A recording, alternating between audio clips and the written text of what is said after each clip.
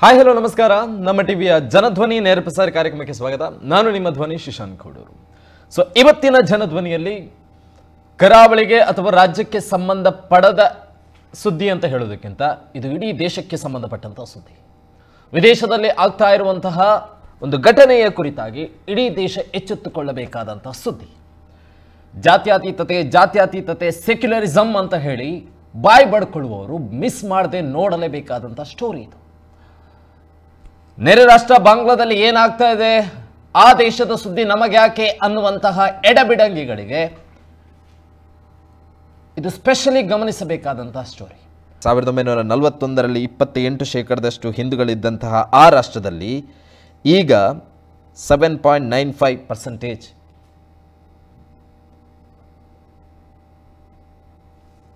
ಬೇರೆ ದೇಶಗಳಲ್ಲಿ ದೌರ್ಜನ್ಯ ಆದರೆ ಕ್ಯಾಂಡಲ್ ಹಿಡಿದುಕೊಂಡು ಬರುವಂತಹ ಬುದ್ಧಿಜೀವಿಗಳಲ್ಲಿ ಈಗ ಬಾಂಗ್ಲಾದಲ್ಲಿ ಹಿಂದೂಗಳ ಮೇಲೆ ಆಕ್ರಮಣ ಆದಾಗ ಎಲ್ಲೋ ಕ್ಯಾಂಡಲ್ ಲೈಟ್ ಡಿನ್ನರ್ ಮಾಡ್ತಾ ಇದ್ದಾರೆ ಅಷ್ಟೇ. ಈಗ ಎಲ್ಲೂ ಕೂಡ ಕ್ಯಾಂಡಲ್ ಬೆಳಕು ಕಾಣ್ತಾ ಇಲ್ಲ, ಬದಲಾಗಿ ಕ್ಯಾಂಡಲ್ ಲೈಟ್ ಡಿನ್ನರ್ಗಳು ನಡೀತಾ ಇದೆ. ಯಾರದ್ದೋ ಮೇಲೆ ಆಗಿದೆ ದೌರ್ಜನ್ಯ, ಯಾರದ್ದೋ ಮೇಲೆ ದಬ್ಬಾಳಿಕೆ ಆಗಿದೆ, ನಾವು ಯಾಕೆ ತಲೆ ಕೆಡಿಸ್ಕೊಳ್ಬೇಕು?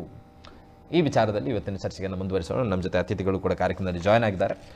ಸೊ ಮೊದಲನೇದಾಗಿ ನಮ್ಮ ಜೊತೆ ಹಿರಿಯ ಪತ್ರಕರ್ತರಾಗಿ ಎಸ್ ಜಯರಾಮ್ ಸರ್ ಅವರು ಕೂಡ ಕಾರ್ಯಕ್ರಮದಲ್ಲಿ ಜಾಯ್ನ್ ಆಗಿದ್ದಾರೆ. ಸರ್, ಕಾರ್ಯಕ್ರಮಕ್ಕೆ ಸ್ವಾಗತ.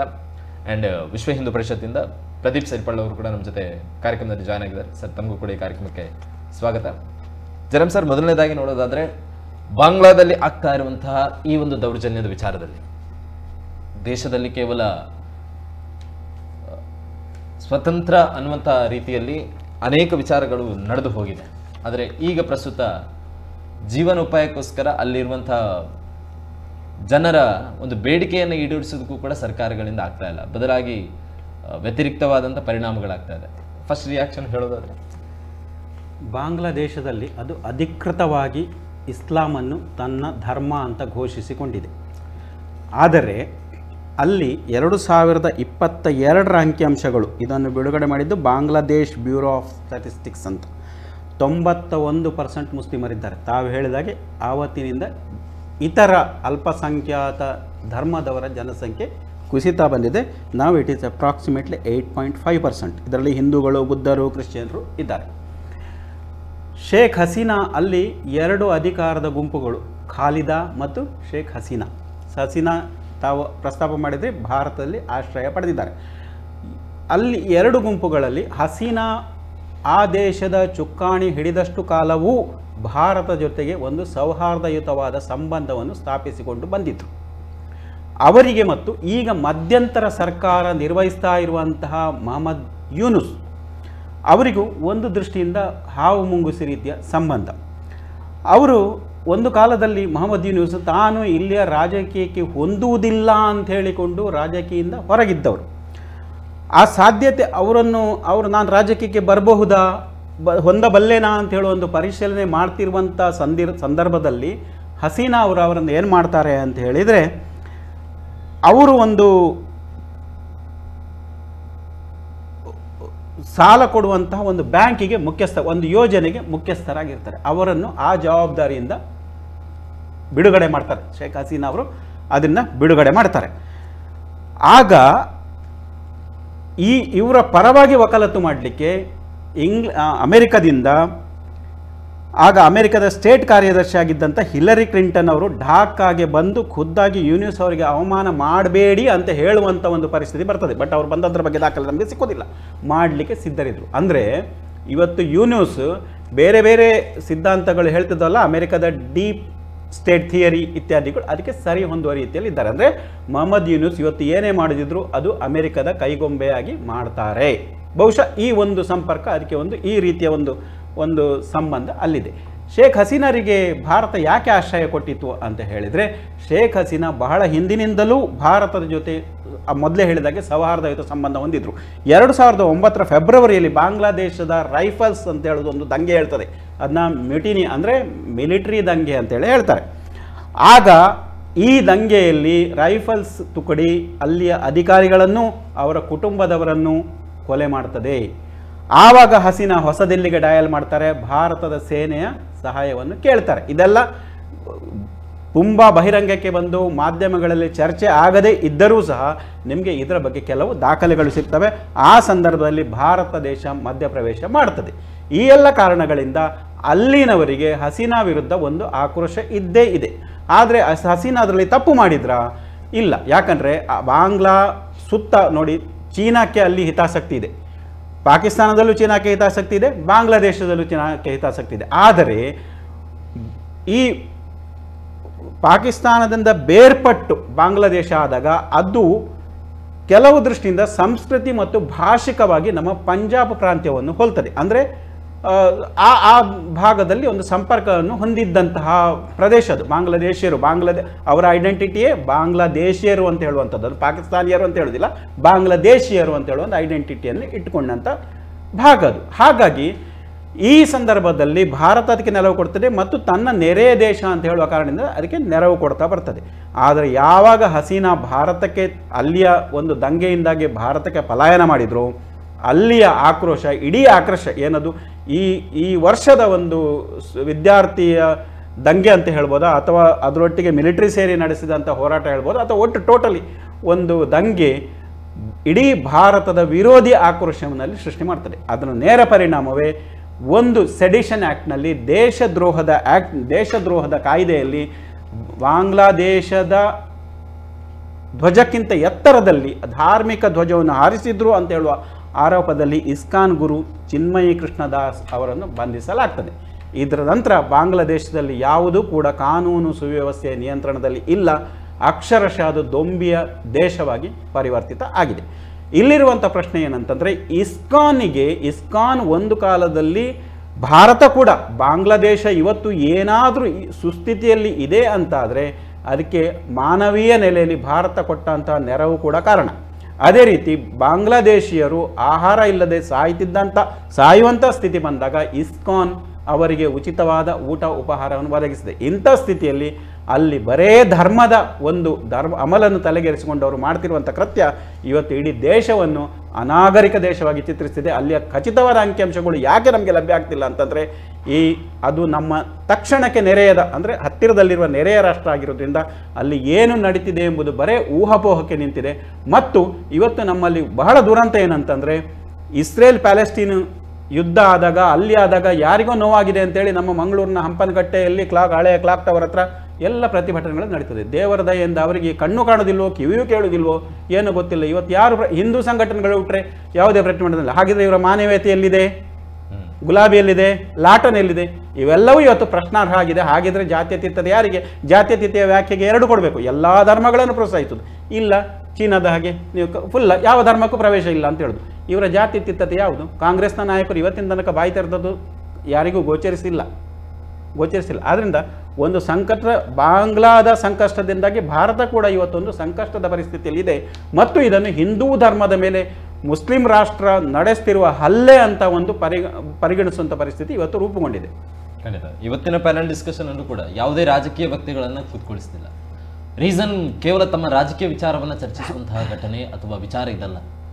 ನೀವುಗಳು ಯಾವುದೋ ತಮ್ಮ ಪಕ್ಷದ ರಾಜಕೀಯಕ್ಕೋಸ್ಕರ ಈ ವಿಚಾರವನ್ನು ಬಳಸಿಕೊಳ್ಳುವಂಥದ್ದು ಕೂಡ ಬೇಡ. ಕಾಂಗ್ರೆಸ್ ಆಗಲೇ ಹೇಳಿರೋ ಥರ ಕಾಂಗ್ರೆಸ್ನಿಂದಲೇ ಬಾಂಗ್ಲಾದೇಶಕ್ಕೊಂದು ಸ್ವತಂತ್ರ ಸಿಗುವಂತಹ ಸನ್ನಿವೇಶಗಳು ಒದಗಿ ಬಂದಿತ್ತು. ಆದರೆ ಆ ಪಕ್ಷಕ್ಕೆ ಸಂಬಂಧಪಟ್ಟಂಥ ಒಬ್ಬ ನಾಯಕರು ಕೂಡ ಈ ವಿಚಾರದಲ್ಲಿ ಎಲ್ಲವೂ ಕೂಡ ತುಟಿ ಬಿಚ್ಚುವಂಥ ಕೆಲಸವನ್ನು ಮಾಡ್ತಾ ಇದ್ರು. ಬದಲಾಗಿ ಬಾಂಗ್ಲಾದಿಂದ ಭಾರತಕ್ಕೆ ಒಳನುಸುಳಿರುವಂತಹ ಕಳ್ಳ ಖದೀಮರಿಗೆ 450 ರೂಪಾಯಿಗೆ ಸಿಲಿಂಡರ್ ಕೊಡೋಣ್ರಿ ಅನ್ನುವಂತಹ ಬೇಜವಾಬ್ದಾರಿತನದ ಉತ್ತರವನ್ನು ನೀಡುವಂತಹ ಎಡಬಿಡಂಗಿಗಳೇ ನಮ್ಮ ದೇಶದಲ್ಲಿ ಇರುವಂಥವರು. ತಾವುಗಳಿರುವಷ್ಟು ಕಾಲ ಈ ದೇಶದಲ್ಲಿ ವಿದೇಶದವರು ಒಳನುಸುಳುತ್ತಾರೆ ಅಥವಾ ಈ ದೇಶದ ಒಳಗೆ ಬಂದು ಬಾಂಬ್ ಹಾಕೋದಕ್ಕೂ ಕೂಡ ಹೆಸೋದಿಲ್ಲ. ಈ ದೇಶದ ಒಳಗೆ ನಿಂತು ಪಾಕಿಸ್ತಾನದ ಪರವಾಗಿ ಜೈಕಾರವನ್ನು ಕೂಗಿದರೆ ಆತ ದೇಶ ವಿರೋಧಿ ಆಗುವುದಿಲ್ಲ, ಆತ ಅಮಾಯಕ. ಈ ದೇಶದ ಒಳಗೆ ಬಂದು ಆತ ಮನೆಗಳ ಮೇಲೆ ಅಥವಾ ಪೊಲೀಸ್ ಠಾಣೆಗಳ ಮೇಲೆ ಬೆಂಕಿಯನ್ನು ಹಚ್ಚಿದರೆ ಆತ ಭಯೋತ್ಪಾದಕ ಅಲ್ಲ, ಬದಲಾಗಿ ಆತ ತನ್ನ ಸಹೋದರ. ಆದರೆ ವಿದೇಶದಲ್ಲಿ ಧರ್ಮವನ್ನು ಅಥವಾ ಅದೆಷ್ಟೋ ಅನಾಶ್ರಿತರಿಗೆ ವೃದ್ಧಾಶ್ರಮಗಳನ್ನು ಕಟ್ಟಿ ಅಥವಾ ಅನಾಥ ಮಕ್ಕಳಿಗೆ ಪ್ರತಿನಿತ್ಯವೂ ಕೂಡ ಅನ್ನದಾನವನ್ನು ಮಾಡುವಂಥ ಇಸ್ಕಾನ್ ಮಾತ್ರ ಇಡೀ ಪ್ರಪಂಚದಲ್ಲಿ ಈಗ ಭಯೋತ್ಪಾದಕ ಸಂಘಟನೆ ಅನ್ನುವಂಥದ್ದನ್ನು ಬಿಂಬಿಸ್ತಾ ಇದೆ. ಅಂಥ ಮಾತುಗಳನ್ನು ಕೇಳಿ ಕೂಡ ಅದನ್ನು ಬೆಂಬಲಿಸುವಂಥ ಒಂದು ಗುಂಪು ಕೂಡ ಇದೆ. ಎನಿವೆ ಮುಂದುವರಿಸೋಣ. ಪ್ರದೀಪ್ ಸರ್, ಈ ವಿಚಾರದಲ್ಲಿ ಹೇಳೋದಾದ್ರೆ ಇಸ್ಕಾನ್ ಒಂದು ಧಾರ್ಮಿಕ ಮೂಲಭೂತವಾದಿ ಸಂಘಟನೆ ಅನ್ನುವಂತಹ ಆರೋಪಗಳು ಕೂಡ ಇದೆ ಬಾಂಗ್ಲಾದಲ್ಲಿ, ಸ್ಪೆಷಲ್ ನೋಡೋದಾದ್ರೆ. ಮೂಲಭೂತ ಇಸ್ಲಾಂನ ಕ್ರೌರ್ಯವನ್ನು ನಾವಿಲ್ಲಿ ಕಾಣ್ತಾ ಇದ್ದೇವೆ. ಯಾವಾಗ ಭಾರತ ವಿಭಜನೆ ಆಯಿತು, ಆ ದುರಂತದ ಕಥೆಗಳನ್ನು ಉವೇಶೇಷಾದ್ರಿಯವರ ಪುಸ್ತಕಗಳಲ್ಲಿ ಅಥವಾ ಪ್ರವಚನಗಳಲ್ಲಿ ಅಥವಾ ಬೌದ್ಧಿಕ್ನಲ್ಲಿ ಕೇಳಿದ್ವಿ. ಆದರೆ ನಮ್ಮ ವಾಟ್ಸಪ್ನಲ್ಲಿ ಆ ಚಿಕ್ಕ ಮಗುವನ್ನು ಅತ್ಯಾಚಾರ ಮಾಡೋದು, ಚಿಕ್ಕ ಮಗುವನ್ನು ಎತ್ಕೊಂಡು 4-5 ಜನ ಹೋಗ್ತಾರೆ, ಇನ್ನೂ ಚಿಕ್ಕ ಮಗು ಅದು. ಆ ಹುಡುಗನನ್ನು ಕಲ್ಲೊಡೆದು ಸಾಯಿಸ್ತಾರೆ, ನೀರಲ್ಲಿ ಹಾರ್ತಾನೆ ಪಾಪ ಬದುಕಲಿಕ್ಕೆ, ಅಲ್ಲಿ ಕಲ್ಲೊಡೆದು ಸಾಯಿಸ್ತಾರೆ. 8 ಮನೆಗಳನ್ನು ಒಟ್ಟಿಗೆ ಸುಡ್ತಾರೆ. ಯಜಮಾನನನ್ನ ಮನೆಯ ಸದಸ್ಯರ ಎದುರುಗಡೆಗೆ ಸಾಯಿಸ್ತಾರೆ. ಅತ್ಯಂತ ರಾಕ್ಷಸೀಯ ಕೃತ್ಯವನ್ನು ಮಾಡ್ತಾ ಇದ್ದಾರೆ. ಅದೊಂದು ನೋಡಲಿಕ್ಕೆ, ಕಣ್ಣಲ್ಲಿ ನೋಡಲಿಕ್ಕೆ ಸಾಧ್ಯನೇ ಆಗೋದಿಲ್ಲ. ಕಳೆದ 1 ವಾರದಲ್ಲಿ 135 ದೇವಸ್ಥಾನಗಳನ್ನು ಹೊಡೆದಾಕಿದ್ರು. ಪತ್ರಕರ್ತರಿಗೆ ಹೇರಿಕೆ ಆಗ್ತಾರೆ, ಸಂತರನ್ನು ಬಂಧನ ಮಾಡ್ತಾರೆ. ಅವ್ರು ನೋಡ್ಲಿಕ್ಕೆ ಹೋದ್ರೆ 2 ಸಂತರನ್ನು ಬಂಧನ ಮಾಡ್ತಾರೆ. ಪತ್ರಕರ್ತರ ಕ್ಲಬ್ಗೆ ಹೋಗಿ ರಾಯಲ್ಗಂಜಿನ ಪ್ರೆಸ್ ಕ್ಲಬ್ನ ಅಲ್ಲಿ ನುಗ್ಗಿ ಪ್ರದೀಪ್ ಅನ್ನತಕ್ಕಂಥ ಕಾರ್ಯಕರ್ತರನ್ನು ಹತ್ಯೆ ಮಾಡ್ತಾರೆ. ವಿದೇಶಾಂಗ ಸಚಿವರು ಕೂಡ ಇದನ್ನು ಹೇಳಿದ್ದಾರೆ, ಇದು ಆಗಿದೆ ಅಂತ ಈ ರೀತಿ. ಆದರೂ ಕೂಡ ಯಾವುದೇ ರೀತಿಯ ಅದರ ಬಗ್ಗೆ ಅದಕ್ಕೆ ಪ್ರತಿವಿರೋಧವಾಗಿ ಯಾರೂ ಮಾತಾಡ್ತಾ ಇಲ್ಲ.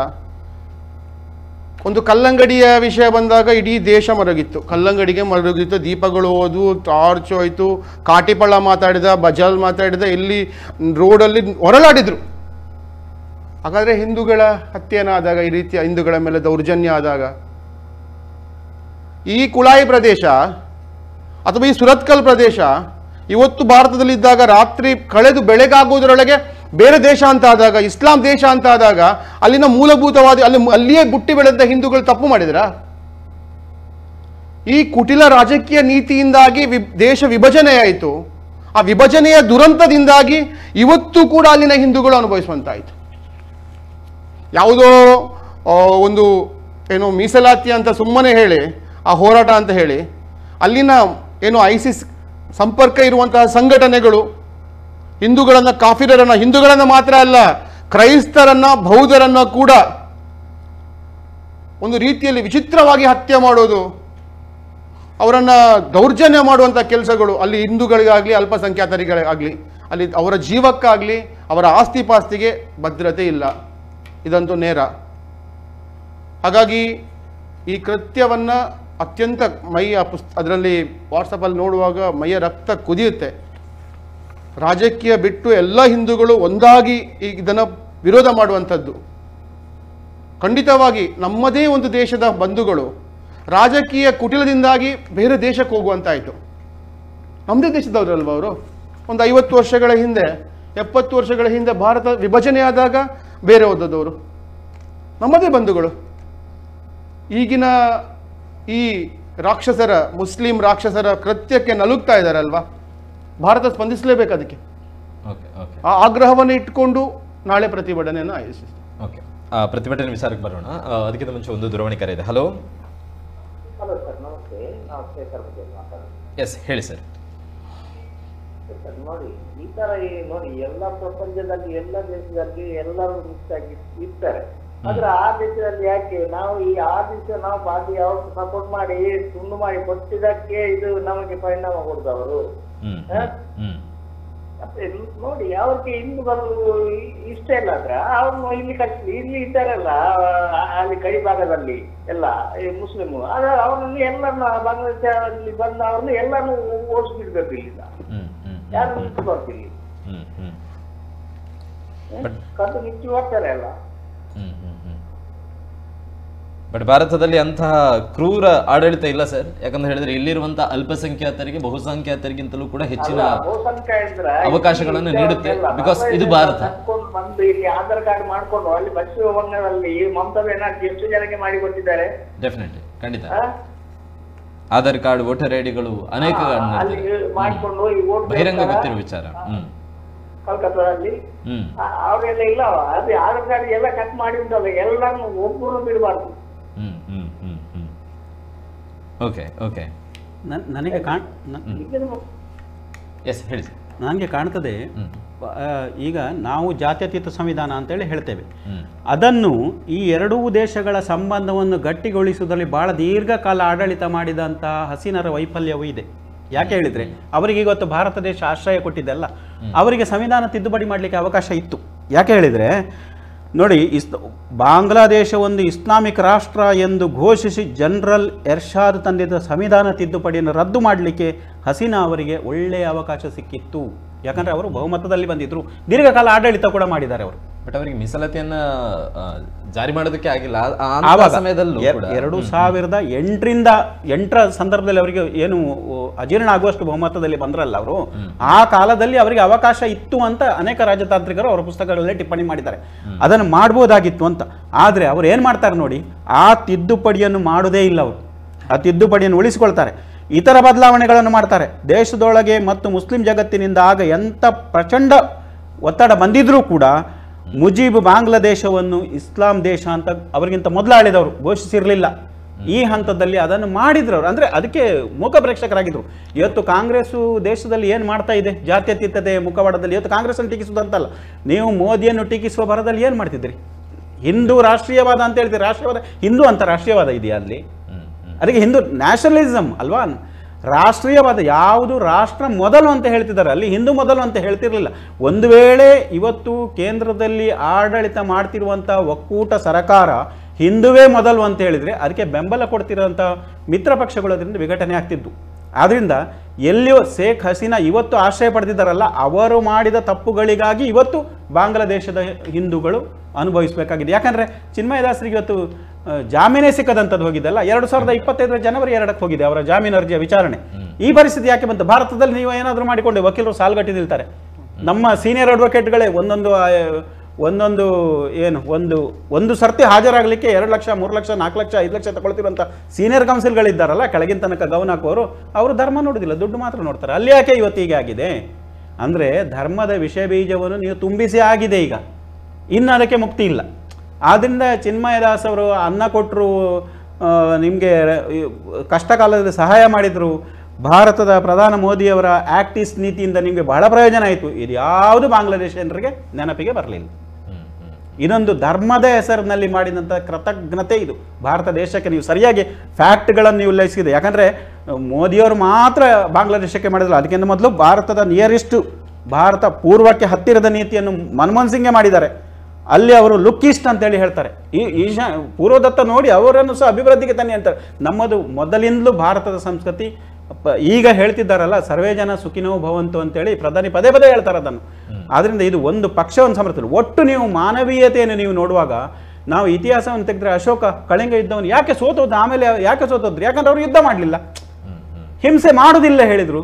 ಹಿಂಸೆ ನಾನು ಮಾಡೋದಿಲ್ಲ ಹೇಳ್ಬೋದು, ಇನ್ನೊಬ್ಬ ಮಾಡೋದಿಲ್ಲ ಅಂತ ಹೇಳಲಿಕ್ಕೆ ಸಾಧ್ಯ ಉಂಟಾ? ಇದು ಭಾರತ ನಿರಂತರ ಆಕ್ರಮಣತೆಗೆ ಒಳಗಾಯಿತು.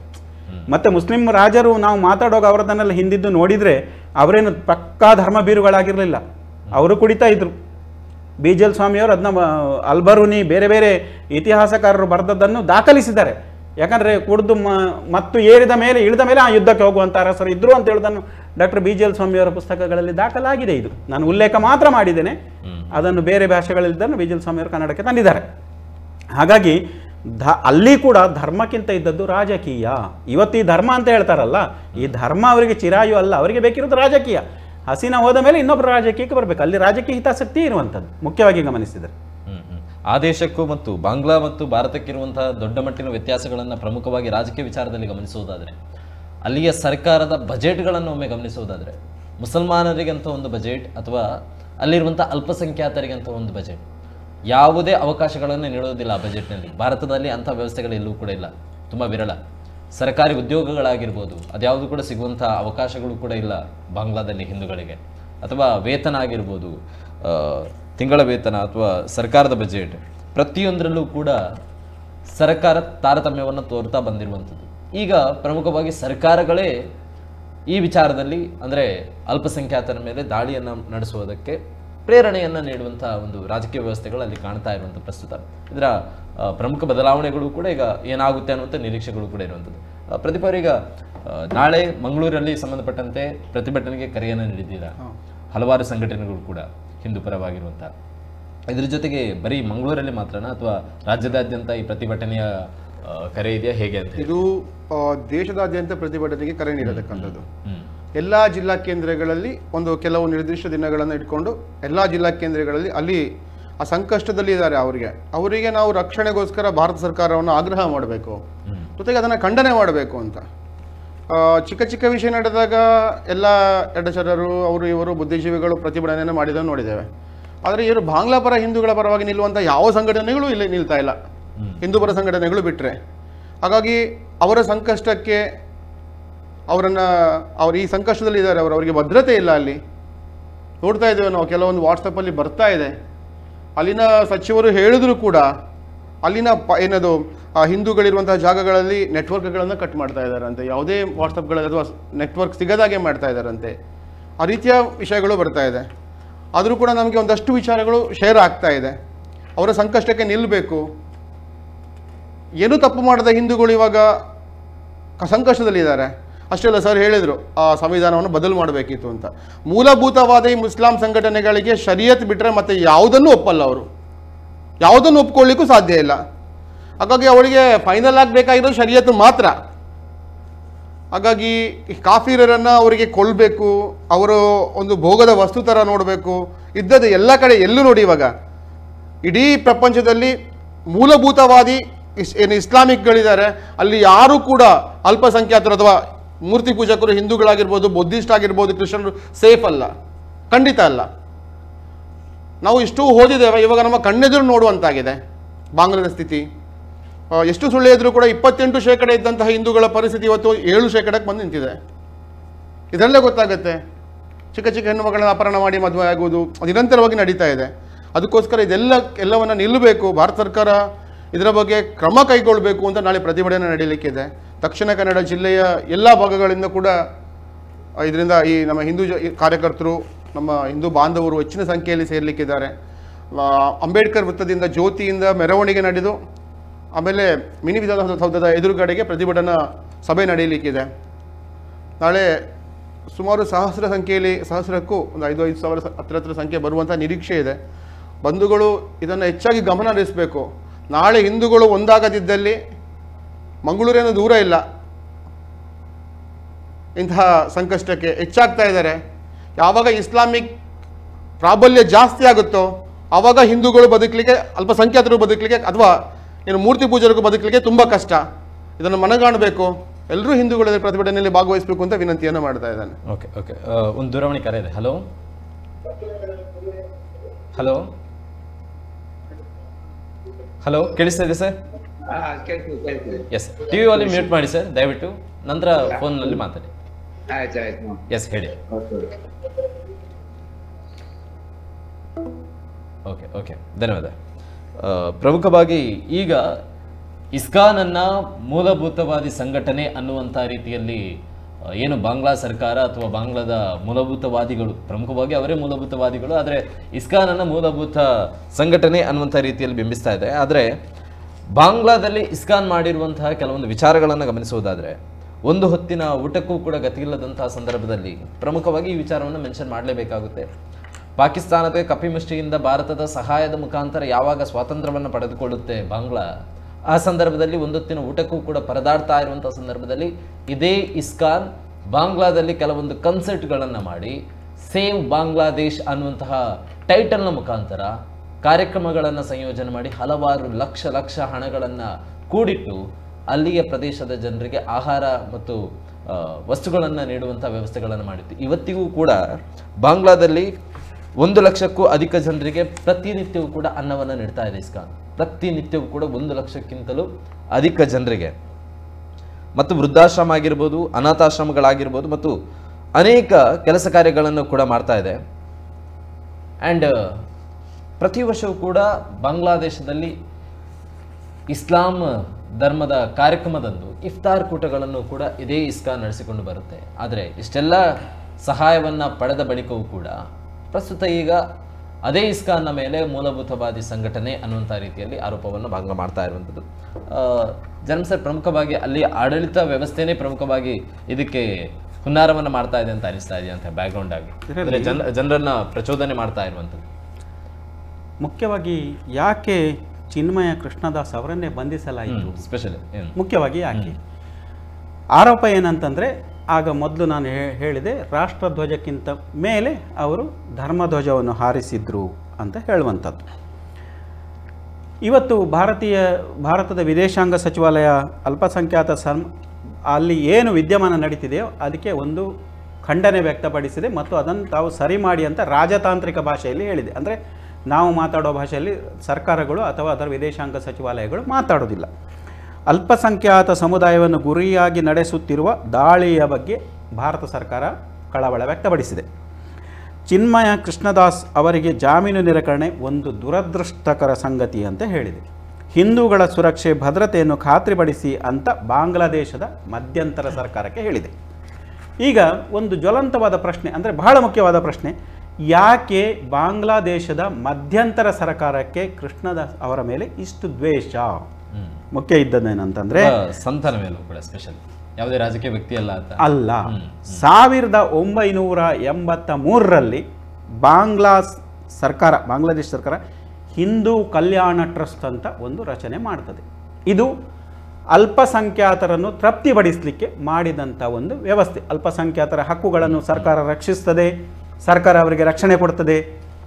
ಅದಕ್ಕೆ ಕೈಕಾಲು ಬಾಯಿ ಸರಿ ಇದ್ದರೆ ಇವತ್ತಿನ ಪರಿಸ್ಥಿತಿ ಬರ್ತಿರಲಿಲ್ಲ ಹೇಳ್ತದೆ. ಆದರೆ ಅದರಲ್ಲಿರುವ ಎಲ್ಲ ಏನು ಲೂಪ್ ಹೋಲ್ಸ್ಗಳನ್ನು ಅಥವಾ ಅದರ ದೌರ್ಬಲ್ಯಗಳನ್ನು ಅರ್ಥ ಮಾಡಿಕೊಂಡಂತಹ ಮತ್ತು ಶೇಖ್ ಹಸೀನಾ ಸರ್ಕಾರಕ್ಕೆ ಪದೇ ಪದೇ ಈ ಬಗ್ಗೆ ಒತ್ತಾಯ ಮಾಡ್ತಿದ್ದಂತಹ ಕೃಷ್ಣದಾಸ್ ಅವರು ಅಲ್ಲಿಯ ಮೂಲಭೂತವಾದಿಗಳಿಗೆ ಸಹಿಸಲಾರದ, ಅಂದರೆ ಗಂಟಲಲ್ಲಿದ್ದ ಬಿಸಿ ತುಪ್ಪ ಆಗಿದ್ದು. ಅವರು ಮೊದಲ ಡಿಮಾಂಡ್ ಇಟ್ಟಿದ್ದು ಏನಂತಂದರೆ, ಅಲ್ಲಿ ಹಿಂದೂ ಫೌಂಡೇಶನ್ ಸ್ಥಾಪಿಸಿದರೆ ಸರ್ಕಾರದ ನೆರವು ಮತ್ತು ನಿಮಗೆ ಅಲ್ಲಿರುವಂಥ ಉದ್ಯಮಿಗಳ ನೆರವು, ಬೇರೆ ಬೇರೆ ಏನು ದಾನ ಬರ್ತದೆ ಅದನ್ನು ತಗೊಂಡು ನಾವು ಹಿಂದೂಗಳ ವೆಲ್ಫೇರ್ ಮಾಡ್ಬೋದು, ಕಲ್ಯಾಣ ಮಾಡ್ಬೋದು ಅಂತ ಹೇಳೋದೊಂದು ಅವರ ಒಂದು ಬಹಳ ವಿಸ್ತಾರವಾದಂಥ ಯೋಜನೆಯಾಗಿತ್ತು. ನಿಮ್ಗೆ ಗೊತ್ತಿರ್ಬೋದು, ಇಸ್ಕಾನ್ ಯಾವತ್ತು ಹಿಂದೂ ಧರ್ಮದಲ್ಲಿ ಜಾತಿ ಭೇದಗಳನ್ನು ಮಾಡೋದಿಲ್ಲ, ಅದು ಸಮಾನವಾಗಿ ಪರಿಗಣಿಸ್ತದೆ. ಈ ಕರ್ನಾಟಕದಲ್ಲಿ ಅಥವಾ ನಮ್ಮ ಇಲ್ಲಿರುವ ಇಸ್ಕಾನಲ್ಲಿ 2 ವಿಭಾಗಗಳಿವೆ. ಯಾಕಂದರೆ ಸ್ವಾಮಿ ಪ್ರಭುಪಾದರು ತೀರಿ ಹೋದಾಗ ಅವರು ತಮ್ಮ ಉತ್ತರಾಧಿಕಾರಿಯನ್ನು ಇಂಥವರು ಅಂತ ಘೋಷಿಸದೇ ಇರುವುದರಿಂದ ಅವರ ಉತ್ತರಾಧಿಕಾರವನ್ನು ತಾವೇ ಘೋಷಿಸಿಕೊಂಡವರ ಒಂದು ವಿಭಾಗ ಅಂತಿದೆ. ಇನ್ನೊಂದು ಇಲ್ಲ, ಸ್ವಾಮಿ ಪ್ರಭುಪಾದರು ನಮಗೆ ಉತ್ತರಾಧಿಕಾರಿಯನ್ನು ಘೋಷಿಸಲಿಲ್ಲ, ಆದ್ದರಿಂದ ನಮಗೆ ಇವತ್ತಿಗೂ ಅವರೇ ಗುರುಗಳು ಅಂತ ಹೇಳಿಕೊಂಡು ಅವರನ್ನು ನಂಬಿಕೊಂಡು ಅಂತ ಬಂದಂಥ ಒಂದು ವಿಭಾಗ ಇದೆ. ಅದು ಈಗ ನಮ್ಮ ಮಂಗಳೂರಲ್ಲಿ ನೋಡಿದರೆ ಅಕ್ಷಯ ಫೌಂಡೇಶನ್ ಅನ್ನು ಆ ವಿಭಾಗ ನಡೆಸ್ತಿದೆ. ಇಲ್ಲಿ ಒಂದು ದೇವಸ್ಥಾನವನ್ನು ಕಟ್ಟಿಕೊಂಡು ಅವರ ಕೃಷ್ಣ ಭಕ್ತಿಯನ್ನು ಸಾರುತ್ತಿರುವಂಥ ಒಂದು ವಿಭಾಗ ಇದೆ. ಇಬ್ಬರೂ ಆರಾಧಿಸುವುದು ಒಡಿಶಾದ ಬಡೆ ಠಾಕೂರನ್ನು, ಅಂದರೆ ಅಲ್ಲಿಯ ದೇವರನ್ನು. ಇಲ್ಲಿ ಇಸ್ಕಾನು ಈ ರೀತಿ ಹಿಂದೂಗಳ ಸಶಕ್ತೀಕರಣಕ್ಕೆ ಹೊರಟಿತು. ಅವರು ಇನ್ನೂ 8 ಡಿಮಾಂಡ್ಗಳನ್ನು ಇಡ್ತಾರೆ, ಬೇರೆ ಬೇರೆ ಡಿಮಾಂಡ್ಗಳನ್ನು ಇಡ್ತಾರೆ. ಸೊ ಇದು ಸರ್ಕಾರಕ್ಕೆ ಸಹಿಸಲಿಕ್ಕಾಗಲಿಲ್ಲ. ಶೇಖ್ ಹಸೀನಾ ಇರುವಾಗ ಹೇಗೋ ಒಂದು ರಾಜಿ ಸೂತ್ರದಲ್ಲಿ ಹೋಗ್ತಿತ್ತು, ಭಾರತ ನೆರವು ಬೇಕಿತ್ತು, ಹೋಗ್ತಿತ್ತು. ಬಟ್ ಯಾವಾಗ ಮೂಲಭೂತವಾದಿ ಸರ್ಕಾರ ಅಲ್ಲಿ ಮಧ್ಯಂತರ ಸರ್ಕಾರ ಆಗಿ ಅಧಿಕಾರಕ್ಕೆ ತಗೊಂಡಿತು, ಯಾವಾಗ ಅನೇಕರು ಶಂಕಿಸಿರುವ ಹಾಗೆ ಅಮೆರಿಕದ ಕೈಗೊಂಬೆಯಾಗಿ ಮಧ್ಯಂತರ ಸರ್ಕಾರ ನಡೆಸ್ತಿದ್ದಾರೆ ಅಂತೇಳಿ ಭಾವಿಸಿದ್ರು, ಅವರಿಗೆ ಅಲ್ಲಿಯ ಕಾನೂನು ಸುವ್ಯವಸ್ಥೆ ಮೇಲೆ ಹಿಡಿತ ಸಿಗಲೇ ಇಲ್ಲ. ಯಾಕಂದರೆ ಮೊಹಮ್ಮದ್ ಯೂನಿಸ್ ಅವರು ಮೂಲತಃ ರಾಜಕೀಯದ ವ್ಯಕ್ತಿ ಅಲ್ಲ, ಅವರು ಹೊರಗಿನಿಂದ ಬರುವಂಥ ಸಂದೇಶಗಳನ್ನು ಪಾಲಿಸುವರು ಅಥವಾ ಆದೇಶಗಳನ್ನು ಪಾಲಿಸುವರು. ಅವರಿಗೆ ಇವತ್ತು ಅದರ ಮೇಲೆ ಕಾನೂನು ಮೇಲೆ ನಿಯಂತ್ರಣ ಇಲ್ಲ. ಆದರೆ ಅಲ್ಲಿಯ ಜನರಿಗೆ ಸ್ವಾಮಿ ಕೃಷ್ಣದಾಸರ ಮೇಲೆ, ಈ ಚಿನ್ಮಯ ಅವರ ಮೇಲೆ ಬಹಳ ಒಂದು ಸಿಟ್ಟಿರಲಿಕ್ಕೆ ಚಿನ್ಮಯದಾಸ್ ಮೇಲೆ ಈ ಡಿಮಾಂಡ್ ಕಾರಣ. ಹೀಗೆ ಆದರೆ ಹಿಂದೂಗಳು ಸಶಕ್ತೀಕರಣ ಆಗ್ತಾರೆ. ನಮ್ಮದು ಜಾತ್ಯತೀತ ಅಲ್ಲ, ನಮ್ಮದು ಸ್ಟೇಟ್ ರಿಲಿಜನ್ ಇಸ್ಲಾಂ, ನಾವು ಹೇಳಿದಾಗ ನೀವಿರಬೇಕು, ನೀವು 2ನೇ ದರ್ಜೆ ಪ್ರಜೆಗಳಾಗಿರಬೇಕು. ಈ ರೀತಿಯ ಒಂದು ಥಿಂಕಿಂಗಿಂದ ಬಹುಶಃ ಎಲ್ಲ ಅಲ್ಲಿಯ ಒಂದು ಮತೀಯವಾದಿಗಳಿಗೆ ಚಿನ್ಮಯದಾಸ್ ಅವರು ಒಂದು ಕಣ್ಣಿಗೆ ಕಿಸುರಾಗಿದ್ದರು. ಬಹುಶಃ ಅವರ ಬಂಧನದ ಹಿಂದೆ ಅಥವಾ ಅವರನ್ನು ಅಂತಾರಾಷ್ಟ್ರೀಯ ವಿಮಾನ ನಿಲ್ದಾಣ ಢಾಕಾದಲ್ಲಿ ಬಂಧಿಸುವಾಗ ಅದರ ಹಿಂದೆ ಇಂಥ ದೊಡ್ಡ ಒಂದು ಷಡ್ಯಂತ್ರ ಕೆಲಸ ಮಾಡಿದೆ ಅಂತೇಳಿ ಭಾವಿಸಲಿಕ್ಕೆ ಸಾಕಷ್ಟು ಆಧಾರಗಳು ಇವತ್ತಿವೆ. ಆದರೆ 2 ರಾಜ್ಯಗಳ ನಡುವಿನ ರಾಜತಾಂತ್ರಿಕವಾದಂಥ ಒಂದು ನೆಲೆಗಟ್ಟಿನಿಂದಾಗಿ ನಮಗೆ ಅಲ್ಲಿಂದ ಹೆಚ್ಚು ವಿಷಯಗಳು ಗೊತ್ತಾಗ್ತಿಲ್ಲ. ನಮಗೆ ಇರಾಕ್ ಯುದ್ಧ ಆದಾಗ ಹೆಚ್ಚು ವಿಷಯಗಳು, ಯಾಕಂದ್ರೆ ನಮಗೆ ಅದು ತಕ್ಷಣದ ನೆರೆಯ ರಾಷ್ಟ್ರ ಆಗಿರಲಿಲ್ಲ. ಆದರೆ ಇವತ್ತೆಲ್ಲ ರಾಜತಾಂತ್ರಿಕ ಸಂಬಂಧಗಳನ್ನು ಇಟ್ಟುಕೊಂಡು ಭಾರತ ಸರ್ಕಾರ ಅದರೊಟ್ಟಿಗೆ ಒಂದು ವ್ಯವಸ್ಥರಿಸ್ತಾ ಇರೋದ್ರಿಂದ ಅಲ್ಲಿ ನಡೆದಿರುವಂಥ ಎಲ್ಲ ವಿಷಯಗಳು ನಮಗೆ ಗೊತ್ತಿದೆ ಅಂತ ಅಥವಾ ಇದೇ ಅಧಿಕೃತ ಅಂತ ಇವತ್ತು ನಮಗೆ ಹೇಳಲಾರದಂಥ ಪರಿಸ್ಥಿತಿಗೆ ಬಂದಿವೆ. ಯಾಕಂದರೆ ಅದನ್ನು ವಿದೇಶಾಂಗ ವ್ಯವಹಾರ ಸಚಿವಾಲಯಗಳೇ ಸ್ಪಷ್ಟ ಮಾಡಬೇಕಾಗಿದೆ. ಅಲ್ಲ ಹಲವು ಮಾಧ್ಯಮಗಳ ಪ್ರಕಾರ ಒಸ್ಮಾನ್ ಆಲಿ ಅನ್ನುವಂಥ ಒಬ್ಬ ವ್ಯಾಪಾರಿ ನೀಡಿದಂಥ ಒಂದು ದೂರು, ಬಾಂಗ್ಲಾದೇಶದಲ್ಲಿ ಇಸ್ಕಾನನ್ನು ಬ್ಯಾನ್ ಮಾಡಬೇಕು ಅನ್ನುವಂತಹ ಮೊದಲ ದೂರು ಅಲ್ಲಿಂದ ಪ್ರಾರಂಭ ಆಗುತ್ತೆ. ಅದಕ್ಕೆ ಬೆಂಬಲವಾಗಿ ಸರ್ಕಾರವು ಕೂಡ ಆ ಕ್ರಮವನ್ನು ಮುಂದುವರಿಸೋದಕ್ಕೆ ಹೋಗುತ್ತೆ.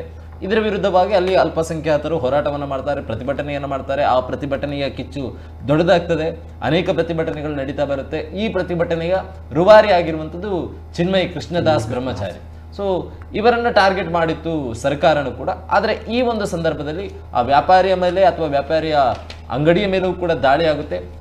ಇದೆಲ್ಲ ನಡೆಯುವಂಥ ಸಂದರ್ಭದಲ್ಲಿ ಒಂದು ಕಡೆ ಬಾಂಗ್ಲಾದೇಶದ ರಾಷ್ಟ್ರಧ್ವಜಕ್ಕಿಂತ ಮೇಲುಗಡೆ ಕೇಸರಿ ಧ್ವಜ ಹಾರಾಡಿತು ಅನ್ನುವಂಥ ಒಂದು ನಿಟ್ಟಿನಲ್ಲಿ ಇದರಿಂದ ದೇಶ ವಿರೋಧಿ ಘಟನೆಗಳು ಸಂಭವಿಸಿದೆ ಅನ್ನುವಂತಹ ಕಾರಣಕ್ಕೋಸ್ಕರ ಚಿನ್ಮಯ್ ಕೃಷ್ಣದಾಸ್ ಬ್ರಹ್ಮಚಾರಿಯ ಮೇಲೆ FIR ದಾಖಲು ಮಾಡಲಾಯಿತು. ಈಗ ಯಾವ ನಿಟ್ಟಿನ ಪರಿಸ್ಥಿತಿಯಲ್ಲಿ ಇದೆ ಅನ್ನುವಂಥದ್ದು ಕೂಡ ಎಲ್ಲರಿಗೂ ಕೂಡ ತಿಳಿದಿರುವಂಥದ್ದು.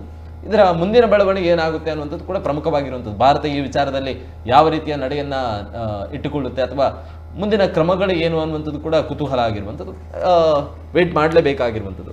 ಪ್ರಮುಖವಾಗಿ ಪ್ರದೀಪ್ ಅವರೇ, CA ಅನ್ನುವಂಥ ಒಂದು ಕಾನೂನನ್ನು ಭಾರತದಲ್ಲಿ ತರುವಂತಹ ಸಂದರ್ಭದಲ್ಲೂ ಕೂಡ ಅನೇಕ ವಿರೋಧಗಳಿತ್ತು. ಬಾಂಗ್ಲಾದಲ್ಲಿರುವಂತಹ ಹಿಂದೂಗಳನ್ನು ಇಲ್ಲಿಗೆ ತರ್ತಾ ಇದ್ದಾರೆ, ಕೇವಲ ಅಲ್ಲಿರುವಂಥ ಹಿಂದೂಗಳಿಗೆ ಮಾತ್ರ ಯಾಕೆ ಅವಕಾಶ ಅನ್ನುವಂಥ ಪ್ರಶ್ನೆಗಳನ್ನು ಕೇಳ್ತಾ ಇದ್ರು. ಆದರೆ ಈಗ ಆ ಪ್ರಶ್ನೆಗೆ ಉತ್ತರ ಸಿಕ್ಕಿದೆ ಅಂತ ಅನಿಸ್ತಾ ಇದೆ. ಐ ಥಿಂಕ್ ಖಂಡಿತ ಹೌದು. ನಾನು ದಾಖಲೆ ತೋರಿಸೋದಿಲ್ಲ, ನಾನು ಪೇಪರ್ ತೋರಿಸೋದಿಲ್ಲ ಅಂತ ಮನೆಗಳಲ್ಲಿ ಅಂಟಿಸಿದ್ರು. ಕಾರಣ ಇಲ್ಲಿನ ಮುಸಲ್ಮಾನರದ್ದು ಸಮಸ್ಯೆ ಅಲ್ಲ. ಅಲ್ಲಿರುವಂತಹ ಮುಸಲ್ಮಾನರು ಸುಮಾರು ಹತ್ರ ಕರ್ನಾಟಕದಲ್ಲೇ 3 ಲಕ್ಷ ಜನ ಮೇಲಿದ್ದಾರೆ ಅನ್ನತಕ್ಕಂಥ ಮಾಹಿತಿ ಇದೆ. ಪತ್ರಕರ್ತರು ಒಂದು ಡಿಬೇಟಲ್ಲಿ ನಾನು ಕೇಳಿದೆ, ಬಾಂಗ್ಲಾ ವೆಸ್ಟ್ ಬೆಂಗಾಲಲ್ಲಿ ಬಿಟ್ಟು ಕರ್ನಾಟಕದಲ್ಲಿ ಚಿಕ್ಕಮಗಳೂರು ಆಗಿರ್ಬೋದು, ಬೆಂಗಳೂರಲ್ಲಾಗಿರ್ಬೋದು, ನಾವು ಪಶ್ಚಿಮ ಬಂಗಾಳದವರು ಅಂತ ಹೇಳ್ಕೊಂಡು ಇಲ್ಲಿ ಇದ್ದಾರೆ ಅಂತ. ಹೀಗಾಗಿ ಇಲ್ಲಿನ ಮುಸಲ್ಮಾನರಿಗೆ ಅವ್ರದ್ದು ಸಮಸ್ಯೆ ಅಲ್ಲ. ಬಂದಿರತಕ್ಕಂಥ ರೋಹಿಂಗ್ಯಾ ಮುಸಲ್ಮಾನ್ ಏನಿದ್ದಾರೆ ಅಥವಾ ಬಾಂಗ್ಲಾದೇಶದ ಮುಸಲ್ಮಾನರನ್ನ ಸೇಫ್ ಮಾಡಲಿಕ್ಕೋಸ್ಕರವಾಗಿ ಇಷ್ಟು ದೊಡ್ಡ ಷಡ್ಯಂತ್ರ ನಡೀತಿದೆ. ಅವರು ಇಲ್ಲಿ ಆಧಾರ್ ಕಾರ್ಡ್ಗಳನ್ನು ಮಾಡಿಕೊಂಡು ಪ್ರಭಾವ ವ್ಯಕ್ತಿಗಳಿಂದ ಕಾಂಗ್ರೆಸ್ನ ವ್ಯಕ್ತಿಗಳಿರ್ಬೋದು ಅಥವಾ ಬೇರೆ ಪಾರ್ಟಿಯ ವ್ಯಕ್ತಿಗಳು, ನಾನು ಪಕ್ಷವನ್ನು ಹೇಳ್ತಾ ಇಲ್ಲ, ಎಲ್ಲ ಪಕ್ಷದ ಅವರವರ ತಕ್ಕಂತೆ ಅವರನ್ನ ಆಧಾರ್ ಕಾರ್ಡ್ ಮಾಡಿಕೊಂಡು ಇಲ್ಲಿ ಅವರನ್ನು ಬದುಕುವಂಥ ಕೆಲಸಗಳು ನಡೀತಾ ಇದೆ. ಇವಾಗ ಹೇಳಿದ್ರಿ ಅಲ್ಲಿನ ಚಿತ್ತಾಂಗ್ನಲ್ಲಿ ಒಸ್ಮಾನ್ ಅಂತಕ್ಕ ವ್ಯಕ್ತಿ, ಅದೊಂದು ಕಾರಣ ಮಾತ್ರ. ಏನದನ್ನ ಪ್ರತಿಭಟನೆ ಮಾಡಲಿಕ್ಕೆ ಹಿಂದೂಗಳಲ್ಲಿ ಒಟ್ಟಾಗ್ತಾರೆ, ಅವರ ಮೇಲೆ ಆಸಿಡ್ ದಾಳಿ ನಡೀತಲ್ಲ, ಆಸಿಡ್ ದಾಳಿ ನಡೀತು 84. ಆದರೆ ಏನು ಆಸಿಡ್ ದಾಳಿ ನಡೆದಂತಹ ಹಿಂದೂಗಳಿಗೆ ಚಿಕಿತ್ಸೆ ಇಲ್ಲ, ಅವರನ್ನು ನೋಡ್ಕೊಳ್ಳುವ ಗತಿ ಇಲ್ಲ, ಆಸ್ಪತ್ರೆಗಳಿಲ್ಲ. ಅದನ್ನು ಬಿಟ್ಟು ಅಲ್ಲಿಂದ ಏನು ಹಿಂದೂಗಳ ಮೇಲೆ FIR ಹಾಕಿ ತಕ್ಷಣ 84 ಹಿಂದೂಗಳನ್ನು ಇದು ಮಾಡ್ತಾರೆ, ಬಂಧನ ಮಾಡ್ತಾರೆ. ಅಂತಹ ಪರಿಸ್ಥಿತಿ ಅಲ್ಲಿದೆ. ಮೈಯಲ್ಲೆಲ್ಲ ಆಸಿಡ್ ದಾಳಿ ಇಟ್ಕೊಂಡು ಅವನು ಆಸ್ಪತ್ರೆಗೆ ಹೋಗೋ ಬದಲಿಗೆ ಪೊಲೀಸ್ ಸ್ಟೇಷನಲ್ಲಿ ಇದ್ದಾನೆ. ಅಂತಹ ಪರಿಸ್ಥಿತಿ ಅಲ್ಲಿ ನಿರ್ಮಾಣ ಆಗಿದೆ. ಮೈ ಮರೆತ ಹಿಂದೂಗಳ ಒಗ್ಗಟ್ಟಿಲ್ಲದ ಪ್ರಭಾವವಾಗಿ ಇವತ್ತು ಅಲ್ಲಿನ ಹಿಂದೂಗಳು ಈ ರೀತಿಯ ಕಷ್ಟವನ್ನು ಅನುಭವಿಸ್ತಾ ಇದ್ದಾರೆ. 28% ಇರುವಂತಹ ಹಿಂದೂಗಳು ಆವಾಗಲೇ ಒಗ್ಗಟ್ಟಾಗ್ತಾ ಇದ್ರೆ, ಆವಾಗಲೇ ಅವರು ಒಂದಾಗ್ತಾ ಇದ್ರೆ ಇಷ್ಟು ದೊಡ್ಡ ಪರಿಸ್ಥಿತಿ ಇವತ್ತು ಅವರಿಗೆ ಇಷ್ಟು ವರ್ಷಗಳ ನಂತರ ಬರ್ತಾ ಇರಲಿಲ್ಲ, ಖಂಡಿತವಾಗಿ ಬರ್ತಾ ಇರಲಿಲ್ಲ. ಜರಂ ಸರಿಗೆ ಪ್ರಸ್ತುತ ರಾಜ್ಯದಲ್ಲೂ ಕೂಡ ಗಮನಿಸುವುದಾದರೆ ರಾಜ್ಯದ ಕೆಲವೊಂದು ವಿಚಾರಗಳು ಕೂಡ ಮೊನ್ನೆಯಷ್ಟೇ ಒಕ್ಕಲಿಗ ಸ್ವಾಮೀಜಿ ಆಗಿರುವಂಥ ಚಂದ್ರಶೇಖರ ಸ್ವಾಮೀಜಿ ಅವರು ನೀಡಿರುವಂಥ ಒಂದು ಹೇಳಿಕೆ, ಮುಸ್ಲಿಮರ ಮತದಾನದ ಹಕ್ಕಿನ ಕುರಿತಾಗಿ ಮಾತಾಡಿದಂಥ ಒಂದು ವಿಚಾರಕ್ಕೆ ಅವರ ಮೇಲೆ FIR ದಾಖಲಾಯಿತು. DCM ಅವರು ಕೂಡ ಹೇಳಿದರು ಎಲ್ರಿಗೂ ಕೂಡ ಕಾನೂನು ಒಂದೇ, ಹಾಗಾಗಿ ಅವರ ಮೇಲೆ FIR ಅನ್ನು ದಾಖಲು ಮಾಡಲಾಯಿತು ಅಂತ ಹೇಳಿ. ಆದರೆ ಸುಪ್ರೀಂ ಕೋರ್ಟ್ನ ಬಗೆಗೆ ಟೀಕೆಯನ್ನು ಮಾಡಿದಂಥ ರೆಹಮಾನ್ ಮಲೋನ ಬಗ್ಗೆ ಯಾವುದೇ ಕ್ರಮಗಳು ಕೂಡ ಆಗಿಲ್ಲ. ಅವರು ಕೂಡ ಸುಪ್ರೀಂ ಕೋರ್ಟ್ನ ವಿಚಾರದ ಬಗ್ಗೆನೂ ಕೂಡ ಟೀಕೆಯನ್ನು ಮಾಡಿದರು. ಸುಪ್ರೀಂ ಕೋರ್ಟ್ಗಿಂತ ಮುಂದೆ ನಾವಿದ್ದೀವಿ ವಕ್ಫ್ ವಿಚಾರದಲ್ಲಿ ಬಂದಂಥ ಸಂದರ್ಭದಲ್ಲಿ. ಪ್ರಸ್ತುತ ಕರ್ನಾಟಕದಲ್ಲೂ ಕೂಡ ಇಂತಹ ಈ ರಾಜಕೀಯದಲ್ಲೂ ಕೂಡ ಧರ್ಮದ ವಿಚಾರಗಳ ಮುಖಾಂತರ ರಾಜಕೀಯವನ್ನು ಮಾಡುವಂಥ ಪ್ರಯತ್ನಗಳು ಸದ್ಯಕ್ಕೆ ನಡೀತಾ ಇದೆ ಅನ್ನುವಂಥದ್ದು. ಹೆಚ್ಚು ದೀರ್ಘ ಬೇಡ. ವಿಧಾನಸೌಧದಲ್ಲಿ ಪಾಕಿಸ್ತಾನ ಜಿಂದಾಬಾದ್ ಹೇಳಿದವರಿಗೆ ಏನು ಮಾಡಿದ್ರು? ನಾಸಿರ್ ಹುಸೇನ್ ಬೆಂಬಲಿಗರು ಏನು ಮಾಡಿದರು?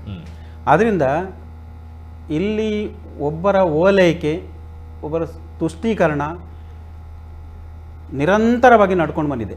ಆದರೆ ಮುಸ್ಲಿಮರು ಎಲ್ಲರೂ ಮತಾಂಧರ ಅಂತ ಕೇಳಿದರೆ ಬಹುತೇಕ ನಮ್ಮ ಹಿಂದಿನ ಪೂರ್ವಿಕರು ಸ್ವಲ್ಪ ಮಟ್ಟಿಗೆ ಉದಾರವಾದಿತ್ವವನ್ನು ಹೊಂದಿದ್ರು ಅಂತೇಳಿ ಗಮನಿಸಬೇಕಾಗ್ತದೆ. ಯಾಕಂದರೆ ನೋಡಿ, ಮೊಹಮ್ಮದ್ ಅಲಿ ಜಿನ್ನಾ 2 ದೇಶಗಳ ರಚನೆಯ ಸಿದ್ಧಾಂತವನ್ನು ಮುಂದಿಡ್ತಾರೆ. ಅದಕ್ಕೆ ವಿರೋಧ ಬಂದದ್ದು ಕೂಡ ಮುಸ್ಲಿಮರಿಂದಲೇ.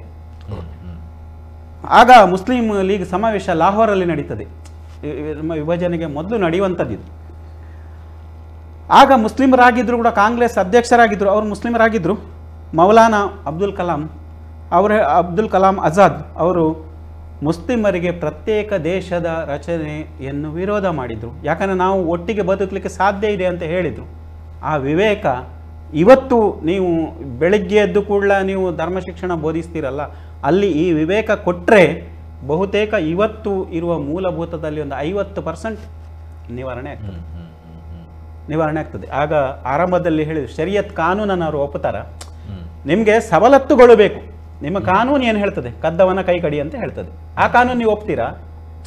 ನಿಮ್ಮ ಜಿಜ್ಞಾಸೆಗೆ ನಾನು ಹೇಳಿದ್ದು ಅಂದರೆ ಆ ಕಾನೂನು ಇವತ್ತು ಒಪ್ಪಬೇಕಂತಲ್ಲ, ಖಂಡಿತ ಈ ಕಾಲಕ್ಕೆ ಅದು ಸಲ್ಲುವ ಕಾನೂನು ಅಲ್ಲ ಅದು. ನೀವು ಏನೇ ಮಾಡಿ ಅದನ್ನು ಆ ಶಿಕ್ಷೆ ಕೊಡಿ ಅಂತ, ಕ್ರೂರ ಶಿಕ್ಷೆ ಕೊಡಿ ಅಂತೇಳಿ ಹೇಳಿದರೆ, ಇವತ್ತು ಯಾರೇ ಹೇಳಿದರೆ ಅದು ಮನುಷ್ಯ ಹೇಳುವಂಥ, ಬುದ್ಧಿ ಇರುವಂಥ, ವಿವೇಚನೆ ಇರುವಂಥ ಮನುಷ್ಯ ಹೇಳುವಂಥದ್ದಲ್ಲ. ಕಳವಿಗೆ ಕಾರಣಗಳೇನಿದೆ, ಕದ್ದದ್ದು ಯಾಕೆ ಅಂತದನ್ನು ವಿವೇಚನಾಪೂರ್ಣವಾಗಿ ವಿವೇಚಿಸಿ ಅದನ್ನು ಪರಿಹಾರ ಮಾಡಬೇಕು, ರೂಟ್ ಕಾಸಿಗೆ ಹೋಗಿ. ಹಾಗಿದ್ರೆ ನೀವು ಯಾವುದನ್ನು ಪ್ರಯೋಜನ ಇದೆ ಅಂತೇಳಿ ಯಾವುದನ್ನು ನೀವು ಬೇಕು ಅಂತ ಹಾರೈಸ್ತಿರೋ, ಆದರೆ ಆ ಕಾನೂನು ರೂಪಿಸಿದ ಎಲ್ಲ ಅಂಶಗಳನ್ನು ನೀವು ಅನುಸರಿಸಬೇಕಲ್ಲ. ಆದ್ದರಿಂದ ವಿಜ್ಞಾನದ ಎದುರು ಮೊದಲಿಂದಲೂ ಅಂದರೆ ವಿಜ್ಞಾನ ಬೆಳೆದು ಬಂದ ಹಾಗೆ, ನಮ್ಮ ಬುದ್ಧಿ ಬಂದ ಹಾಗೆ ಅನೇಕ ದಾರ್ಶನಿಕರು ಅದರ ಒಟ್ಟಿಗೆ ಸಾಗಿಕೊಂಡು ಬಂದು ಹೋರಾಟ ಮಾಡಿದ್ದಾರೆ, ಅರಿಸ್ಟಾಟಲ್ ಆಗಿ ಅದರ ಹಿಂದಿನವರಾಗಲಿ. ಹಾಗಿರುವಾಗ ನಾವು ಕಾಲಕ್ಕೆ ತಕ್ಕ ಹಾಗೆ ಬದಲಾಗಬೇಕು. ಇವತ್ತು ಧರ್ಮ ಒಂದರಿಂದಲೇ ಬದುಕಲಿಕ್ಕೆ ಸಾಧ್ಯ ಆಗ್ತದೆ. ಇವತ್ತು ವಿಜ್ಞಾನ ಎಲ್ಲಿ ತನಕ ಹೋಗಿದೆ? ನೀವು ಪರಪುರುಷನಿಗೆ ಮುಖವೇ ತೋರಿಸಬೇಡಿ ಹೇಳಿದರೆ ನೀವು ಆಸ್ಪತ್ರೆಗೆ ಹೋಗೋದೇಗೆ, ದವಾಖಾನೆಗೆ ಹೋಗೋದೇಗೆ, ಅಲ್ಲಿನ ಟ್ರೀಟ್ಮೆಂಟ್ ಮಾಡೋದೇಗೆ? ಆದ್ದರಿಂದ ಇವನ್ನೆಲ್ಲ ನಮಗೆ ಬೇಕಾದಾಗೆ ವಿವೇಚಿಸಿಕೊಳ್ಳುವುದಕ್ಕಿಂತ ಹೆಚ್ಚು ನಾವು ಸ್ವಲ್ಪ ವಿಸ್ತಾರವಾಗಿ ಯೋಚಿಸಬೇಕು. ಈ ಒಟ್ಟು ಸಂಘಟಿತ ಸಮಾಜದಲ್ಲಿ ಬದುಕುವುದು ಹೇಗೆ? ಕೊರೋನಾ ಬಂದಾಗ ಅದು ಏನು ಧರ್ಮದವನ್ನು ಹುಡುಕಿಕೊಂಡು ಹೋಗಿ ಕೊರೋನಾ ಅಟ್ಯಾಕ್ ಮಾಡಿತಾ? ಇಲ್ಲ. ಆ ಧರ್ಮದವರನ್ನು ಈ ಧರ್ಮದವರು ಸೇವೆ ಮಾಡಿದೆ, ಈ ಧರ್ಮದವರನ್ನು ಆ ಧರ್ಮದವರು ಸೇವೆ. ಈ ವಿವೇಕ ಬೇಕು, ಮನುಷ್ಯರಿಗೆ ಈ ವಿವೇಕ ಬೇಕು. ಇವತ್ತು ಬಾಂಗ್ಲಾದಲ್ಲಿ ಆ ವಿವೇಕ ಇಲ್ಲ. ವಿವೇಕ ಯಾಕೆ ಇಲ್ಲ ಅಂದರೆ ಅಲ್ಲಿ ಅಭಿವೃದ್ಧಿ ಇಲ್ಲ. ಬಹಳ ಸಂದರ್ಭದಲ್ಲಿ ಈಗ ಅವರು ಆ್ಯಸಿಡ್ ದಾಳಿಯ ಬಗ್ಗೆ ಚಿಕಿತ್ಸೆ ಇಲ್ಲ ಹೇಳಿದರು. ಬಾಂಗ್ಲಾದೇಶಿಯರು ಚಿಕಿತ್ಸೆಗೆ ಆಶ್ರಯಿಸಿರುವುದು ಪಶ್ಚಿಮ ಬಂಗಾಳದ ಗಡಿಯಲ್ಲಿರುವಂಥ ಕೆಲವು ಆಸ್ಪತ್ರೆಗಳನ್ನು, ಅತ್ಲಾಗೆ ತ್ರಿಪುರಾದಲ್ಲಿರುವಂಥ ಆಸ್ಪತ್ರೆಗಳನ್ನು. ಇವತ್ತು ಭಾರತ ನಾನು ನಿಮಗೆ ಚಿಕಿತ್ಸೆ ಕೊಡೋದಿಲ್ಲ ಹೇಳಿದರೆ ಅವರೇನು ಮಾಡಬೇಕು? ಬೀದಿಯಲ್ಲಿ ಹಂದಿಗಳಾಗಿ ಸಾಯಬೇಕಾಗ್ತದೆ. ಈ ವಿವೇಚನೆ ಬೇಕು. ಯಾವುದೇ ಪ್ರಯೋಜನಗಳಿಗೆ ಒಂದು ವಿವೇಚನೆ ಬೇಕು. ರಾಜಕೀಯ ಮಾಡೋರು ಮಾಡ್ತಾ ಇರ್ತಾರೆ. ಇವತ್ತು ಯಾವುದೇ ಪಕ್ಷದಲ್ಲಿ ಅವರ ಎಮ್ ಎಲ್ ಎ ಮಗ ಬಂದು ರಸ್ತೆಯಲ್ಲಿ ನಿಲ್ಲುವುದಿಲ್ಲ. ರಸ್ತೆಯಲ್ಲಿ ನಿಂತು ಘೋಷಣೆ ಕೂಗುವವರು ಇವರಂಥವರು ಕಾರ್ಯಕರ್ತರು ಒಂದು ನಿಸ್ವಾರ್ಥವಾಗಿ ಅದನ್ನು ಮುನ್ನಡೆಸುವವರು. ನಮ್ಮ ಸಿದ್ಧಾಂತಕ್ಕೆ ಇದು ಹೊಂದುತ್ತದೆ, ಈ ಸಿದ್ಧಾಂತ ಬರಬೇಕು, ಇದು ಬಂದರೆ ಒಳ್ಳೇದಾಗ್ತದೆ ಅಂತ ಹೇಳೋರು. ಆದರೆ ಇವರು ಆಯ್ಕೆ ಮಾಡಿ ಕಳಿಸ್ತಾರಲ್ಲ, ಆಮೇಲೆ ಇವರನ್ನು ನಂಬ್ತಾರ ಜನಗಳಂದ್ರೆ ಇವರ ನಾಯಕರು ನಂಬ್ತಾರ? ಈ ಒಂದು ನೀವು ತಾರ್ಕಿಕವಾದ ಒಂದು ಲಾಜಿಕಲ್ ಕನ್ಕ್ಲೂಷನ್ಗೆ ಬನ್ನಿ, ಒಂದು ವಿಶ್ಲೇಷಣೆಯನ್ನು ಮಾಡಿ, ಆಗ ಇದರ ಸತ್ಯ ಗೊತ್ತಾಗ್ತದೆ. ಯಾಕಂದರೆ ಧರ್ಮಾದವು ಒಳ್ಳೆಯದಲ್ಲ. ನಾನು ಜಾತ್ಯತೀತ ಅಂತ ತೋರಿಸುವ ಒಂದು ಉಮೇದಿನಲ್ಲಿ ಒಂದು ಸಮುದಾಯ ಅಥವಾ ತನ್ನದೇ ಕುಟುಂಬ ಅನುಸರಿಸಿಕೊಂಡು ಬಂದಂಥ ಹೋಮಾವರಗಳನ್ನು ಟೀಕಿಸ್ತಾ, ತನ್ನ ಮನೆಯಲ್ಲಿ ತಾನು ಅದನ್ನು ಮಾಡಿಸ್ತಾ, ತನ್ನ ಗೃಹ ಪ್ರವೇಶಕ್ಕೆ ಅದನ್ನು ಮಾಡಿಸ್ತಾ, ಹೊರಗೆ ಟೀಕಿಸ್ತಾ ಇರುವಂಥ ಆಷಾಢಭೂತಿತನವನ್ನು ಜನ ಅರ್ಥ ಮಾಡ್ಕೊಳ್ಬೇಕಷ್ಟೇ ಇದರಲ್ಲಿ. ನೀವು ಹೇಳಿದ್ರಿ ಇವಾಗ ಸರ್, ಅದು ಏನಂತ ಹೇಳಿದರೆ ಅಧ್ಯಕ್ಷರಾದ ಮೌಲಾನಾ ಅಬ್ದುಲ್ ಅವರು ಏನೇ ಹೇಳಿದ್ರು ಕೂಡ ರಾಜಕೀಯ ಒತ್ತಡಕ್ಕೆ ಭಾರತದ ವಿಭಜನೆಯನ್ನು ಬೇಡ ಅಂತ ಹೇಳಿರ್ಬೋದು. ಅದೇ ಲಾಹೋರ್ನಲ್ಲಿ ಏನು ಒಂದೇ ಮಾತರಂ ಹಾಡಿದಾಗ ಎದ್ದು ಹೋದವರು ಅದೇ ಅಧ್ಯಕ್ಷರು. ಯಾವುದೇ ಮುಸಲ್ಮಾನ ಇರಲಿ, ಅವನತ ಧರ್ಮ ಮೊದಲು ಮತ್ತೆ ರಾಷ್ಟ್ರ. ಹಾಗಾಗಿ ಅವರು ಏನು ಮೂಲಭೂತವಾದಿಗಳು ಯಾವುದನ್ನು ಕೂಡ ಒಪ್ಕೊಳ್ಳಿಕ್ಕೆ ಸಾಧ್ಯ ಇಲ್ಲ. ಅವರಿಗೆ ಶರಿಯತ್ ಕಾನೂನೇ ಬೇಕು. ಅಥವಾ ಯಾರು ಮೂರ್ತಿ ಪೂಜಕರಿರ್ಬೋದು ಅಥವಾ ಇಸ್ಲಾಮೇತರರನ್ನು ಅವರು ಕಾಫಿರ ಅಂತಲೇ ಪರಿಗಣಿಸೋದು. ಇದನ್ನು ಹಿಂದೂಗಳು ಅರ್ಥ ಮಾಡ್ಕೋಬೇಕು. ಯಾವತ್ತೂ ಕೂಡ ಅವತ್ತು ಬಾಬಾ ಸಾಹೇಬ್ ಅಂಬೇಡ್ಕರ್ ಅವರು ಕೆಲವು ಪುಸ್ತಕಗಳು ಓದಿದ್ದೆ, ಬದಲು ಮಾಡಲಿಕ್ಕೆ ಸಾಧ್ಯ ಇಲ್ಲ.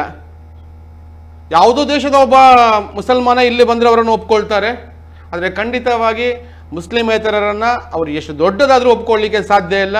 ಇದಕ್ಕೆ ಒಂದೇ ದಾರಿ. ಆವಾಗ ಏನು ಬಾಂಗ್ಲಾದೇಶದ 28% ಹಿಂದೂಗಳು ಒಂದಾಗಿದ್ದರೆ, ಇವಾಗಲೂ ಒಂದಾಗಿ ನಡೀತಾ ಇದ್ರೆ ಖಂಡಿತವಾಗಿ ಏನಾಗ್ತಾ ಇರಲಿಲ್ಲ. ಒಗ್ಗಟ್ಟಿನ ಕೊರತೆಯಿಂದಾಗಿ, ಸಂಘಟಿತರ ಕೊರತೆಯಿಂದಾಗಿ ಈ ಪರಿಸ್ಥಿತಿ ಬಂದಿದೆ. ಹಾಗಾಗಿ ಎಲ್ಲ ಹಿಂದೂಗಳಲ್ಲಿ ವಿಜ್ಞಾಪನೆಯನ್ನು ಮಾಡ್ತಾ ಇದ್ದಾನೆ, ಸಂಘಟಿತ ಒಗ್ಗಟ್ಟಾಗಬೇಕು. ಜಾತಿ ಮತ ಭೇದ ಭಾವ ಎಲ್ಲವನ್ನ ಬಿಟ್ಟು ಒಗ್ಗಟ್ಟಾದಾಗ ಮಾತ್ರ ನಮ್ಮ ಮುಂದಿನ ಪೀಳಿಗೆ ನಾವು ಆಗದಾಗೆ ನೋಡ್ಕೊಳ್ಳಿಕ್ಕೆ ಸಾಧ್ಯ ಆಗುತ್ತೆ. ಓಕೆ ಓಕೆ, ಧನ್ಯವಾದಗಳು ಸರ್ ಇಬ್ಬರಿಗೂ ಕೂಡ ಕಾರ್ಯಕ್ರಮದಲ್ಲಿ ಭಾಗವಹಿಸಿರೋದಕ್ಕೆ. Yes, thank you so much. And ಇವತ್ತಿನ ಜನಧ್ವನಿ ವಿಚಾರವನ್ನು ಗಮನಿಸೋದಾದರೆ, ಭಾರತವನ್ನು ಬಿಟ್ಟರೆ ಭಾರತ, ಆದ ಬಳಿಕ ನೇಪಾಳವನ್ನು ಕೂಡ ಬಿಟ್ಟರೆ ಬಾಂಗ್ಲಾದೇಶ ಅನ್ನುವಂಥದ್ದು ಅತಿ ಹೆಚ್ಚು ಹಿಂದೂಗಳನ್ನು ಹೊಂದಿರುವಂತಹ ರಾಷ್ಟ್ರಗಳಲ್ಲಿ ಒಂದಾಗಿತ್ತು. ಆದರೆ ಈಗ ಅದರ ಪರಿಸ್ಥಿತಿ ಏನು ಹೇಳೋಣ. 1941ರಲ್ಲಿ 28% ಹಿಂದೂಗಳು ಇದ್ದಂತಹ ಆ ದೇಶದಲ್ಲಿ ಈಗ ಪ್ರಸ್ತುತ 8% ಇಲ್ಲ. ಎಲ್ಲಿ ಹೋಗಿದ್ದಾರೆ? ಅವರೇನಾದರೂ ದೇಶವನ್ನು ಬಿಟ್ಟು ಬೇರೆ ದೇಶವನ್ನು ಅವಲಂಬಿಸಿ ಅಲ್ಲಿ ಏನಾದರೂ ಜೀವನವನ್ನು ನಡೆಸ್ತಾ ಇದ್ದಾರಾ ಅನ್ನುವಂಥ ಪ್ರಶ್ನೆಯನ್ನು ಕೇಳಿದರೆ ಡೆಫಿನೆಟ್ಲಿ ಇಲ್ಲ ಅನ್ನುವಂಥ ಉತ್ತರ ಬರುತ್ತೆ. ಯಾಕಂತ ಹೇಳಿದರೆ ಅಲ್ಲಿದ್ದಂತಹ ಅಲ್ಪಸಂಖ್ಯಾತರು ಯಾವುದೋ ಒಂದು ದೇಶವನ್ನು ಅವಲಂಬಿಸಿ ಹೋಗಲಿಲ್ಲ, ಬದಲಾಗಿ ಅದೇ ದೇಶದಲ್ಲಿ ಕೊನೆಯುಸಿರೆಳೆಯುವಂಥ ಪರಿಸ್ಥಿತಿ ಅವರಿಗೆ ಬಂದಿತ್ತು. ಅಂದರೆ ನರಮೇಧಗಳೇ ನಡೆದಿದೆ. ಈಗಲೂ ಕೂಡ ನಾವು ಕೇಳ್ತಾ ಇರುವಂಥ ಪ್ರಶ್ನೆಗಳು, ಅವ್ರ ಮನುಷ್ಯರ್ರೀ, ಯಾವುದಾದ್ರೂ ಒಂದು ಪ್ರಾಣಿ ಸತ್ತರೆ ಅಥವಾ ಪ್ರಾಣಿಯನ್ನು ಹಲ್ಲೆ ಮಾಡಿದರೆ ಪ್ರಾಣಿದಯ ಸಂಘದವರು ಬರ್ತಾರೆ, ಮರವನ್ನು ಕಡಿದರೆ ಪರಿಸರ ಪ್ರೇಮಿಗಳು ಬರ್ತಾರೆ. ಆದರೆ ಒಬ್ಬ ವ್ಯಕ್ತಿಯನ್ನು ರಸ್ತೆಯಲ್ಲಿ ಮರಗಳಿಗಿಂತಲೂ ಕೂಡ ಕೀಳಾಗಿ ಕ್ಷೀಣವಾಗಿ ಕಡಿದು ಬಿಸಾಕ್ತಿರಲ್ವ, ಆವಾಗ ಯಾಕೆ ಈ ಮನುಷ್ಯರ ಪರವಾಗಿ ಮಾತಾಡುವಂಥ ಬುದ್ಧಿಜೀವಿಗಳು ಈಗ ಮಾತಾಡ್ತಾ ಇಲ್ಲ ಅನ್ನೋಂತ ಗೊತ್ತಿಲ್ಲ. ತಮ್ಮ ಬುದ್ಧಿ ಅಥವಾ ತಮ್ಮ ಬುದ್ಧಿಜೀವದ ಏನು ಜಾತ್ಯತೀತತೆ, ಸೆಕ್ಯುಲರಿಸಮ್ ಅನ್ನುವಂಥ ವಾದ ಕೇವಲ ಒಂದು ಧರ್ಮಕ್ಕೆ ಮಾತ್ರ ಸೀಮಿತಾನ, ಒಂದು ಮತಕ್ಕೆ ಮಾತ್ರ ಸೀಮಿತಾನ? ಇದಲ್ಲ. ಸೆಕ್ಯುಲರಿಸಮ್ ಅನ್ನುವಂಥ ಅರ್ಥ ಇದಲ್ಲ. ಸಂವಿಧಾನದಲ್ಲಿ ಜಾತ್ಯತೀತತೆಗೆ ಬೆಂಬಲ ಇದೆ ಅನ್ನುವಂಥ ಅನೇಕ ಬುದ್ಧಿಜೀವಿಗಳು ಈ ವಿಚಾರದಲ್ಲೂ ಕೂಡ ಪ್ರತಿಕ್ರಿಯೆಯನ್ನು ನೀಡಬೇಕಾಗುತ್ತೆ ಅಷ್ಟೇ. ಅಥವಾ ತಾವು ಹೇಳಿರುವಂಥ ಅಥವಾ ತಾವು ಪ್ರತಿಕ್ರಿಯೆ ನೀಡೋದರಿಂದ ಬಾಂಗ್ಲಾದೇಶದಲ್ಲಿ ಏನೋ ಬದಲಾವಣೆ ಆಗುತ್ತೆ ಅನ್ನುವಂಥ ನಿರೀಕ್ಷೆಗಳಲ್ಲ, ಬದಲಾಗಿ ತಮ್ಮ ನಡೆಯನ್ನು ಸರಿಪಡಿಸಿಕೊಳ್ಳಿ ಅನ್ನುವಂಥ ಎಚ್ಚರಿಕೆ ಮಾತಷ್ಟೇ. ಸೊ ಇದಾಗಿತ್ತು ಇವತ್ತಿನ ಜನಧ್ವನಿಯ ವಿಶೇಷ. ಮುಂದಿನ ಜನಧ್ವನಿಯಲ್ಲಿ ಇನ್ನೊಂದು ಸುದ್ದಿಯ ಜೊತೆಗೆ ಭೇಟಿಯಾಗೋಣ. ನಿರಂತರ ಸುದ್ದಿ ಹಾಗೂ ಮನೋರಂಜನೆಗಾಗಿ ನೋಡ್ತಾ ಇರಿ ನಮ್ಮ ಟಿವಿ. ನಮ್ಮ TV, the pulse of coastal Karnataka.